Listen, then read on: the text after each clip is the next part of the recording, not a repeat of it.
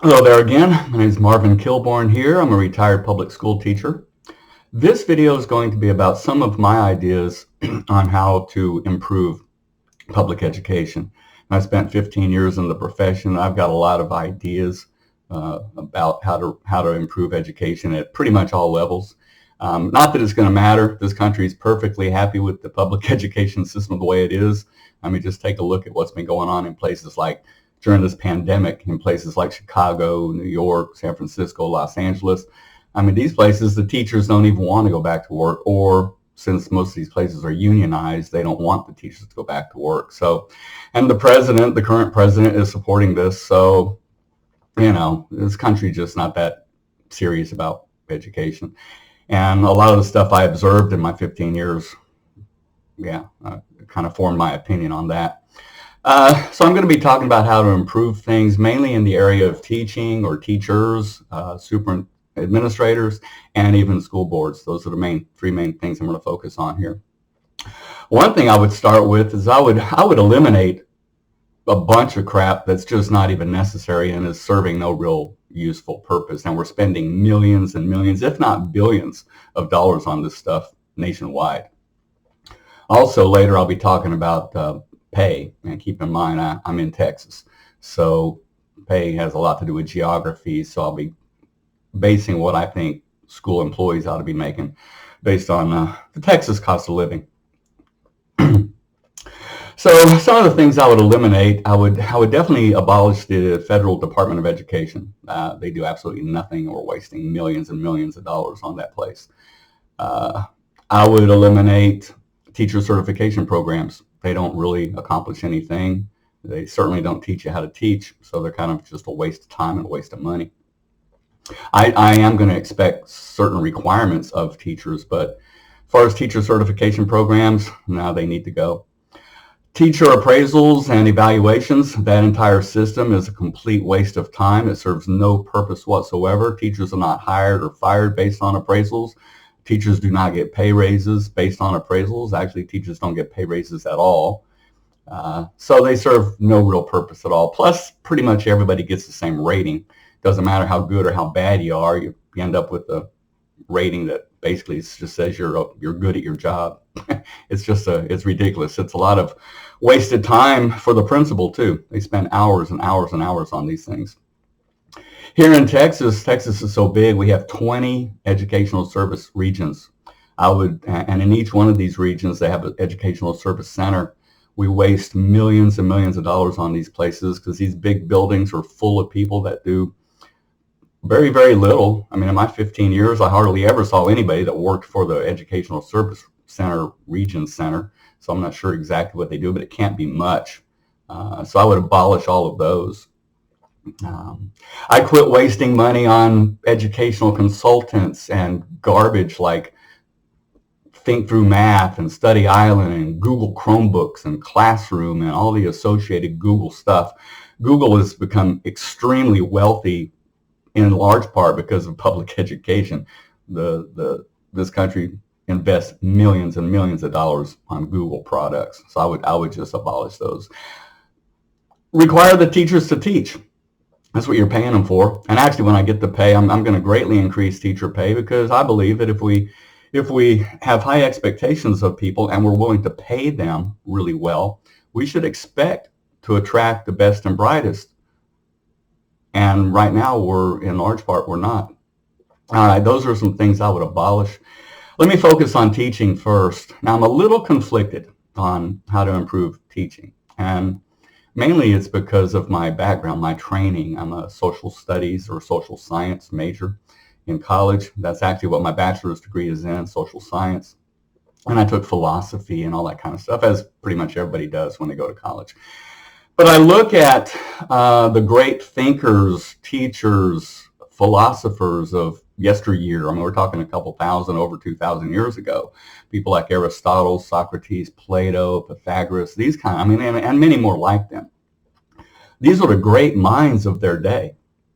And they were teachers, and some of them had actual schools. Plato had a school. Aristotle and Socrates, they had their own schools. And people would go to these men to study at their feet. They were highly regarded as being very learned men. the aristocracy would send their children to study under these people. Actually, Alexander the Great studied under Aristotle. So these were great teachers, but by today's standards, they wouldn't even be allowed to teach. And mainly because they have not completed a state-sanctioned teacher certification program, nor had they taken and passed their certification tests, which, if I didn't say earlier, that's another thing I would get rid of. Get rid of all these certification tests. All that is a boondoggle. You know, you pay like $100, $120 to take these tests. So it's just a bunch of money taken in by the state, and passing a test is in no way proves that you can be a teacher. And I say this in large part based on my own experience. Okay, so I've already talked about people of yesteryear that probably wouldn't even be allowed to teach in today's schools, even though they were far superior to most of what you're going to find in our public schools. I mean, we have over 3 million public school teachers, and I guarantee you they're not all on the same level as a Plato or an Aristotle. Plus, it's a big bureaucracy, and mediocrity seems to be the rule of the day when it comes to bureaucracies. Find a lot of mediocrity and a lot of mediocre people in your public schools. I look at myself to become a teacher. I finished a 4-year bachelor's degree in social science because I, at that time, was going to be a social studies teacher, which I ended up being. And after that, I completed what's called an alternative teacher certification program. So that entire process took about 6 years to complete. And then, of course, I took and passed all my certification tests. Well, I found it so incredibly difficult to find a social studies job, mainly because social studies positions are, for the most part, reserved for coaches. Well, I wasn't a coach. I didn't want to coach. So therefore, it was very, very difficult to find a social studies job. So I decided to become a math teacher. This is where it gets a little goofy. In order to become a social studies teacher, and pretty much this is true for any Texas teacher, you have to have 24 college credit hours in whatever it is you're teaching. So as part of your bachelor's degree, in my case, I had to take 24 credit hours of social studies type courses in order to be allowed to teach social studies. But to teach an additional subject, any additional subject, all you have to do is take and pass a certification test.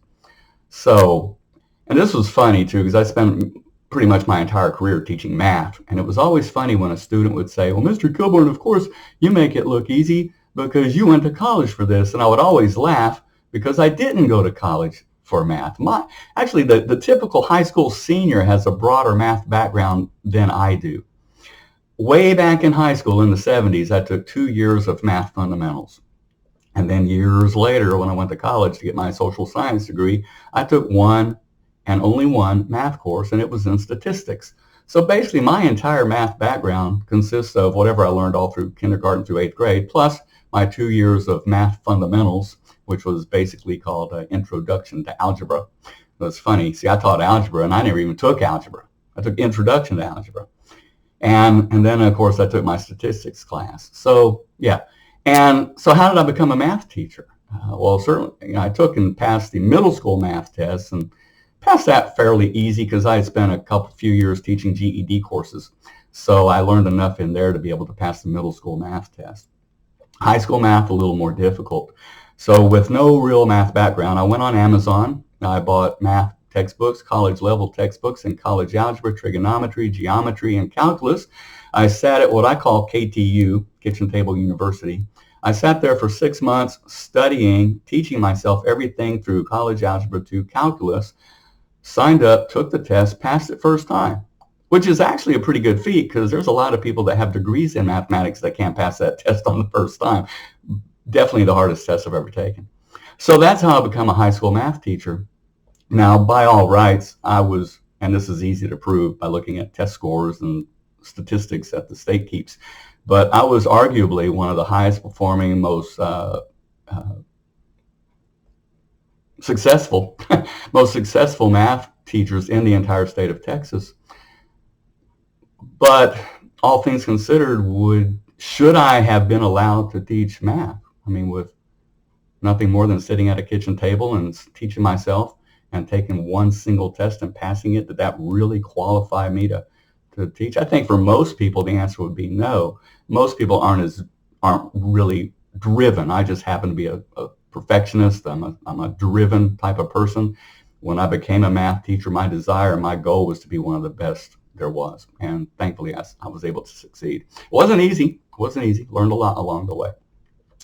But in answering that question, whether I should have even been allowed to teach, just consider, well, you're going to go into the hospital and have open heart surgery.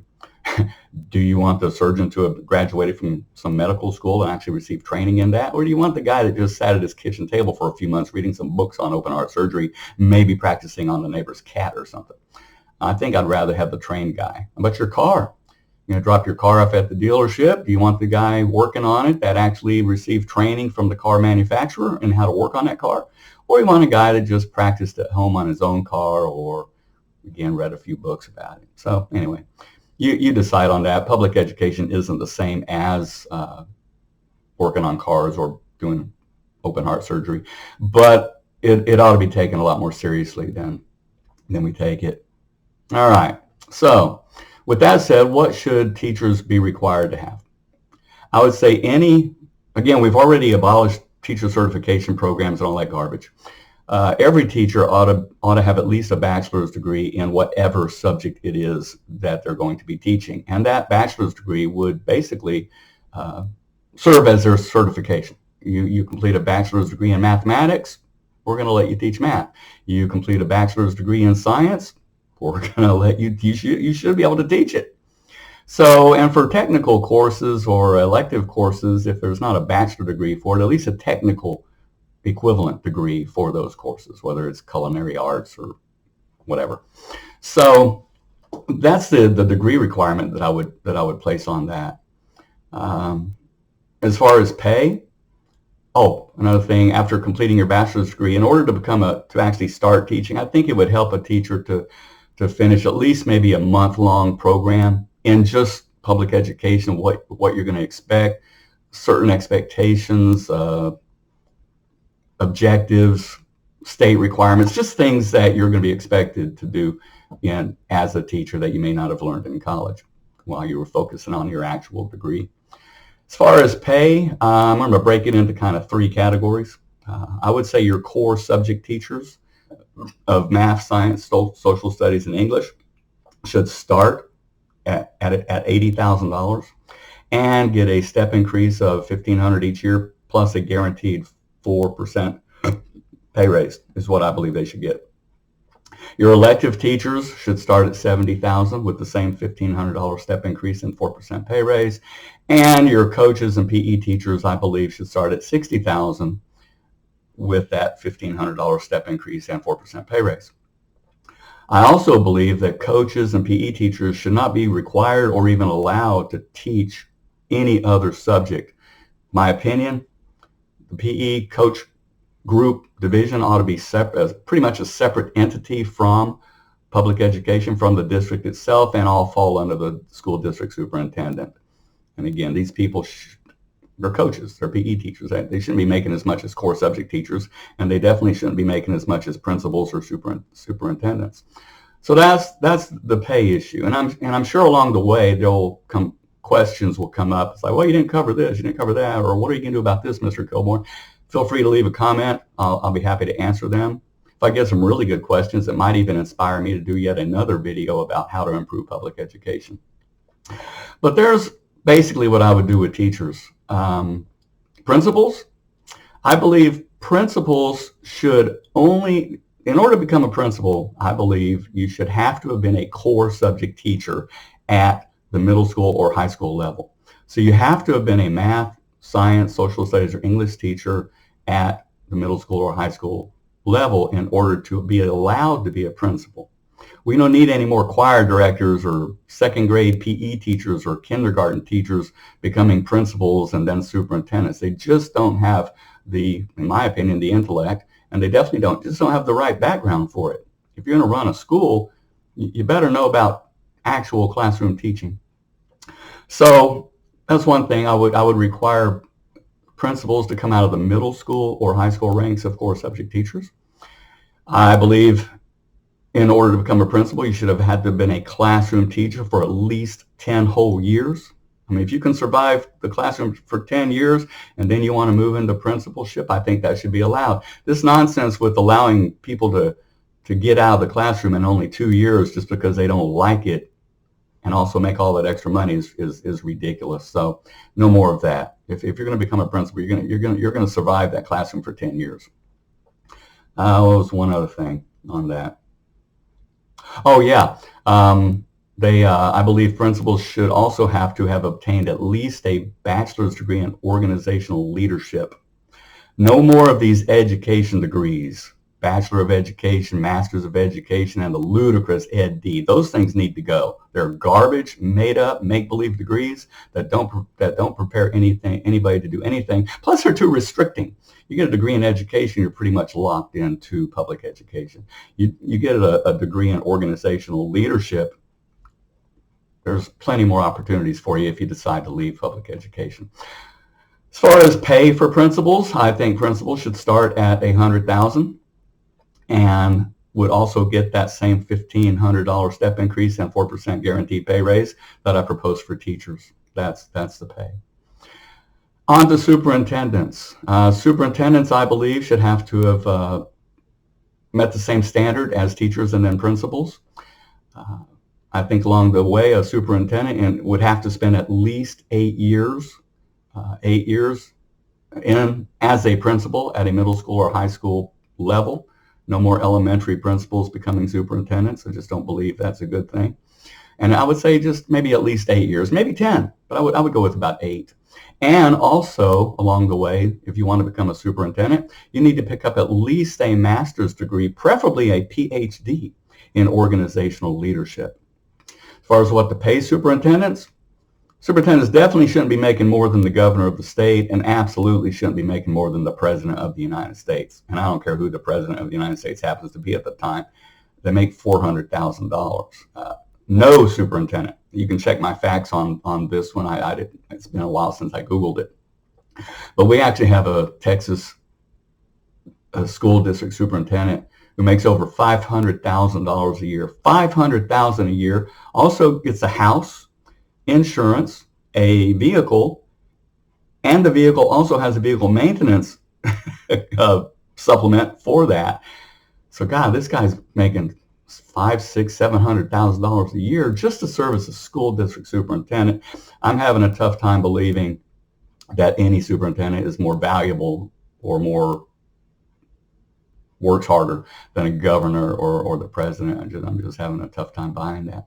So what should superintendents make? I'd say $120,000. $120,000 a year and the $1,500 step increase plus the 4% guaranteed pay raise. That's what I believe superintendents should make. Back to the teacher pay real quick. In Texas, the way it tends to work is the smaller the district, the less money you make. But what's weird is you typically end up working harder in small districts than you do in bigger districts. Like in a big district, you may just teach one single subject. In a smaller district, you may teach 2, 3, or maybe even 4 different subjects. That's where the workload comes in. Preparing, what we teachers call them as preps. Preparing to teach all these different subjects is where you spend the most of your time and energy. I actually interviewed with one small district in Texas, San Augustine, and they were so small they actually paid the state minimum. And the superintendent who interviewed me said if they offered me the job, if they hired me, we'd also be, since they're so poor, we also had to serve as our own custodians. Seriously. So anyway, they didn't offer me the job, which is kind of an insult. My God, you don't pay anything, but you still didn't want me. Anyway, that's my rant on how to improve public education. I hope you enjoyed it. There's certainly a lot of other things. I have a lot of other ideas, but I don't have to worry about the Texas Education Agency calling me and asking me what I think, because again, nobody cares. Oh, one last thing, I didn't talk about school boards. I've already abolished the school board. What are we going to replace it with? I would say replace it with a steering or advisory type committee. This committee would be made up of the school district superintendent, the head principals from all the schools, also teachers. I propose there would be 2 core subject teachers, 1 elective teacher, and 1 coach from each school in the district. And these folks would meet maybe every once a month, every 6 weeks, every quarter, whenever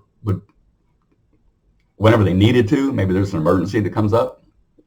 They would meet to discuss school business and propose improvements or how to spend money or whatever they do. But I don't think they should be autonomous. Whatever this school advisory committee does, made up of all those people, whatever they decide, it ought to be voted on by the school faculty, the district faculty. Nobody should have supreme power in a school district. That's my opinion. Also, the two school teachers and the elective teacher and the coach who serves on the committee, who picks that? My opinion, I think the parents. I think the school students' parents should be allowed to nominate and appoint these people. This may not work, but sounds like a pretty decent, at least it's a good idea. It's better than we have now. School boards, again, go back to those other districts that I talked about, Chicago, New York. Look what's going on there. You can blame your school boards for that crap. And again, I saw school boards do some really, really stupid crap over the years, so I would get rid of them. And that's it. That's my rant. Hope you enjoyed it. As always, if you're enjoying my videos, I definitely appreciate it. Please leave a comment. Subscribe if you'd like. And until next time, thanks for watching. Bye-bye.